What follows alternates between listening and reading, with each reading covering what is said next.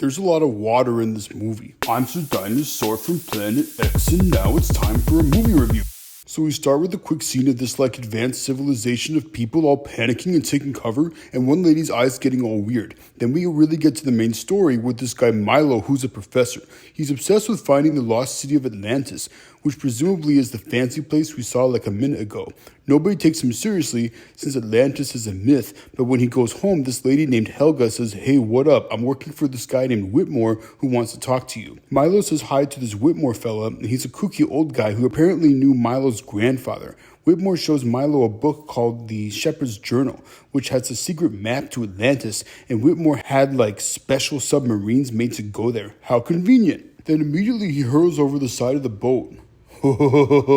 Just because somebody reads a lot of books does not mean they are ready for an expedition. It helps to have some practical training and leadership skills and physical fitness and stuff. Milo meets other people on the crew, like the commander named Rourke, this guy Vincenzo who blows stuff up, which is weird, a weirdo guy named Mole who likes rocks, a mechanic named Audrey, the radio operator lady named Wilhelmina, and the cook named Cookie, which I guess makes sense. But then they get attacked by this monster thingy, and the ship gets busted and a lot of the crew dies.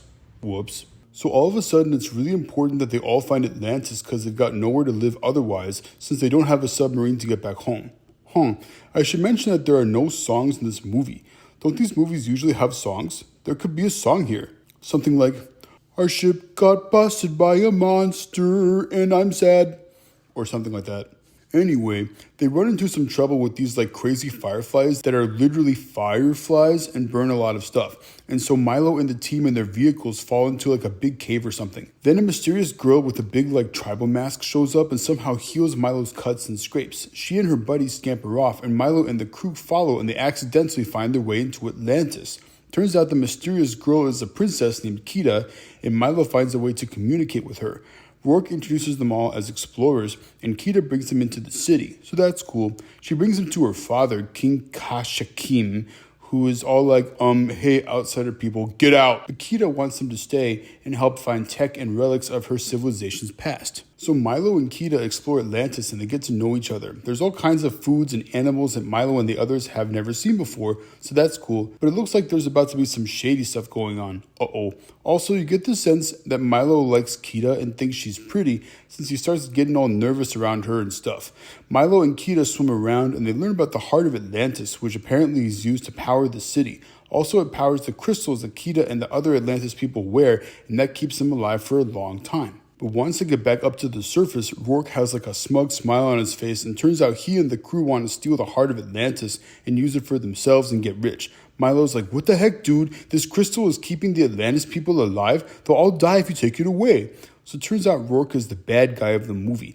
Rourke takes control of the place, and they find the heart of Atlantis beneath the city. It does a bunch of spinny, sparkly stuff, and Kita floats up in the air, and we're all like, whoa. So now Kita is a magic girl or something. But Rourke captures Kita and puts her in a metal box thingy, and he and the crew are going to take her away. But Milo guilts the crew into abandoning Rourke. At least each of those guys and ladies has a conscience.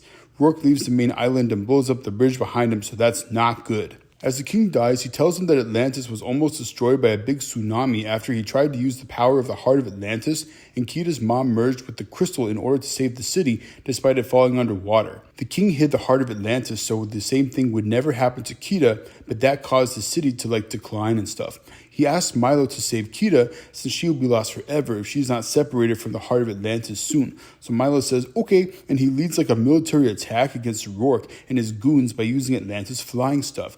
There's a whole action sequence that gets all crazy and violent and stuff. Helga follows and is badly injured, but she shoots Rourke's balloon so he can't get out. Then Milo cuts Rourke with the crystal and he turns into a monster guy.